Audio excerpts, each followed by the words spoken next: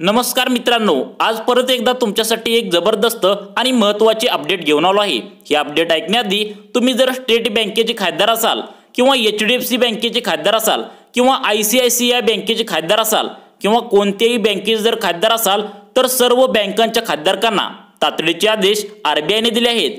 त्यामुळे नवीन अपडेट काय आले आहे लक्षपूर्वक बघा मित्रांनो, आज आपण या व्हिडिओच्या माध्यमातून SBI, HDFC आणि ICICI या तीन बँकांच्या खातेदारांसाठी एक अत्यंत महत्त्वाची बातमी घेऊन आलो आहे। महत्त्वाचं म्हणजे स्टेट बँक ऑफ इंडियाच्या खातेदारांसाठी बँकेने मोठा दिलासा दिला आहे। तुम्हाला आता एका योजनेअंतर्गत 24,000 रुपये SBI बँकेच्या खातेदारांना मिळणार आहेत। त्याबद्दलची संपूर्ण सविस्तरपणे माहिती या व्हिडिओच्या माध्यमातून आपण देणार आहे, त्यामुळे व्हिडिओ शेवटपर्यंत बघा मित्रांनो, आता SBI म्हणजे state bank of India, ICICI आणि तुमची HDFC बँक या बँकेत तुमचे जर खाते असेल तर तुमच्यासाठी ही अत्यंत महत्त्वाची बातमी आहे। बँकेत खाते उघडल्यावर राष्ट्रीयकृत बँकांच्या वतीने खातेदारांना अनेक सेवा व सुविधा दिल्या जातात, पण या सुविधांचा लाभ घेण्याकरिता खातेदारांना काही अटी नियमांचे पालन करावे लागते। त्या अटी परत एकदा RBI ने बदलल्या आहेत आणि या अटी या काय आहेत त्या काय बदलल्या आहेत लक्षपूर्वक बघा। जर तुम्ही HDFC, ICICI आणि तुमची SBI या बँकेमध्ये जर तुमचं खातं असेल तर तुमच्यासाठी महत्त्वाचा व्हिडिओ आहे, लक्षपूर्वक बघा। आता कोणत्याही बँकेत अकाउंट उघडल्यानंतर तुमच्या अकाउंटमध्ये मिनिमम बॅलन्स मंथली ठेवणे हे अत्यंत आवश्यक आहे।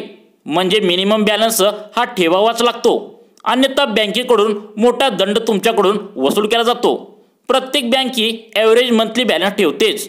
खातेदाराला नेहमी मिनिमम बॅलन्स खात्यात ठेवणे अत्यंत गरजेचे आहे। या व्हिडिओमध्ये आपण state bank of India, HDFC bank आणि ICICI बँक यांच्या खातेदारांना मिनिमम बॅलन्स किती ठेवावा लागतो ते पाहूया, कारण RBI ने नवीन नियम काय आणलेत हे पण पाहणं तितकंच महत्त्वाचं आहे।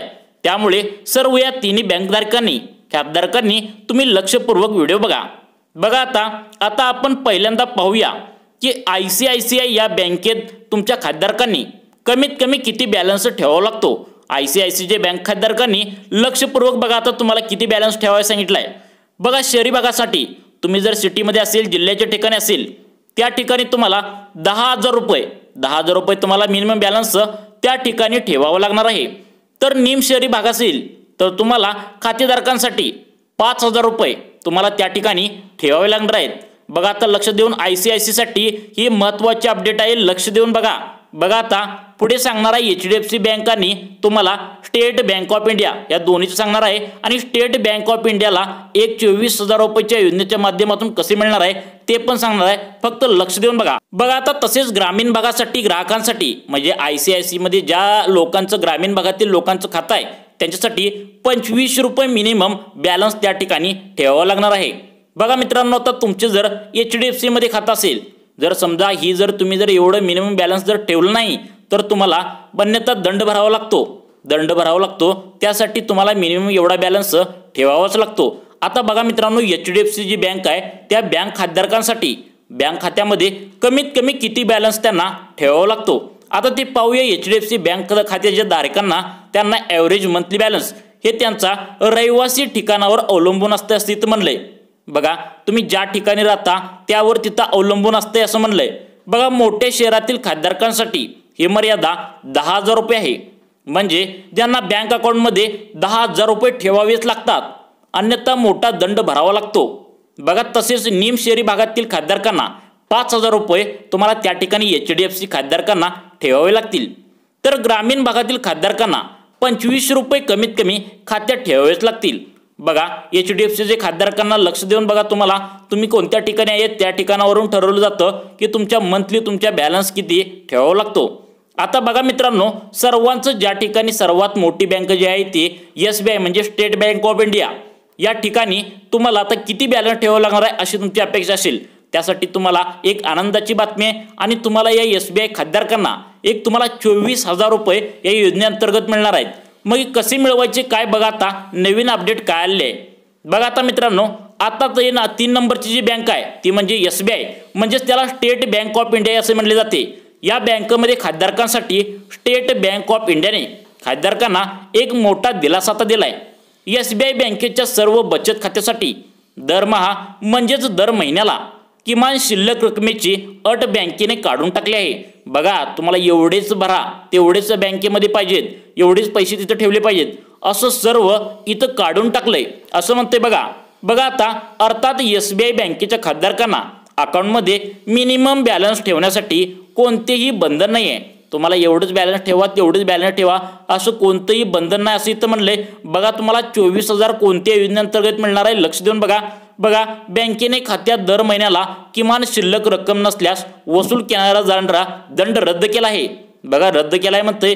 स्टेट बँक ऑफ इंडिया म्हणजेच SBI बँकेच्या एका खातेधारकाने अलीकडेच सोशल ट्विटरवर हँडलवरून ट्विट करून बचत खात्यात म्हणजे सेव्हिंग अकाउंटमध्ये कमीत कमी किती पैसे ठेवावे लागतील असं त्यांनी काय विचारले। बघा आता अर्थात बँक अकाउंटमध्ये मिनिमम बॅलन्स किती ठेवावा लागेल असा प्रश्न स्टेट बँक ऑफ इंडियाला विचारला होता। मंगळवार दिनांक ग्राहकाला म्हणजे मंगळवार होता या आता मागचा जो मंगळवार होता त्या दिवशी ग्राहकाच्या या प्रश्नाला उत्तर देताना SBI बँकेने स्पष्टपणे सांगितलंय। काय सांगितले बघा, आता बचत खात्यामध्ये कोणत्याही खातेधारकांना मिनिमम बॅलन्स ठेवण्याची काहीच गरज नाही असे आम्ही सांगितले। बघा आता सगळ्यात महत्त्वाचं जे तुम्हाला आहे हे 24,000 रुपये कोणत्या योजनेअंतर्गत SBI खातेधारकांना मिळणार आहेत। बघा आता SBI बँकेत खाते असेल तर तुम्हाला देखील मिळतील महिन्याला 24,000 रुपये।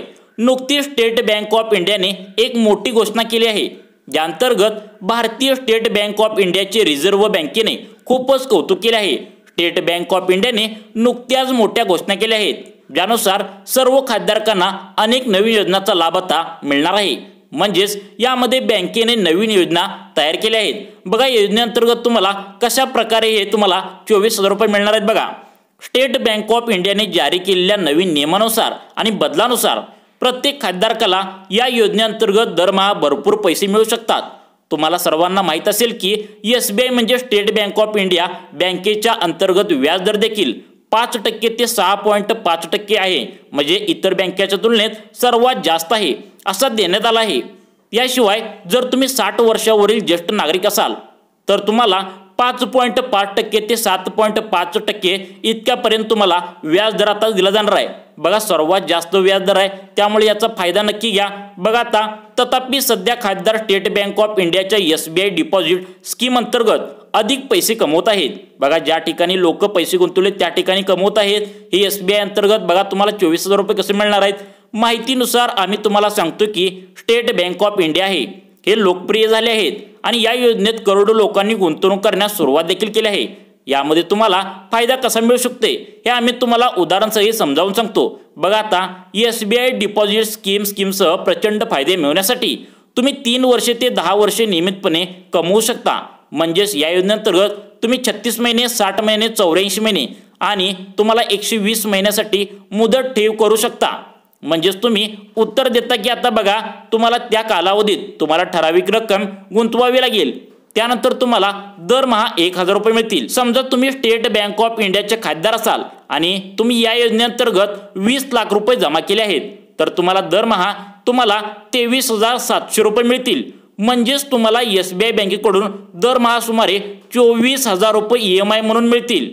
जर तुम्हाला या योजनेबद्दल अधिक जाणून घ्यायचे असेल तर तुम्ही जवळच्या SBI बँकेच्या शाखेशी संपर्क करा आणि या योजनेची नक्की माहिती घ्या। मित्रांनो या योजनेबद्दल तुम्हाला काय वाटतं तुमच्या प्रतिक्रिया आम्हाला कमेंटद्वारे नक्की कळवा व अशाच प्रकारची व्हिडिओ पाहण्यासाठी आमच्या लाईफ चेंज मोटिवेशन या योजनांच्या चॅनलला नक्की सबस्क्राइब करा।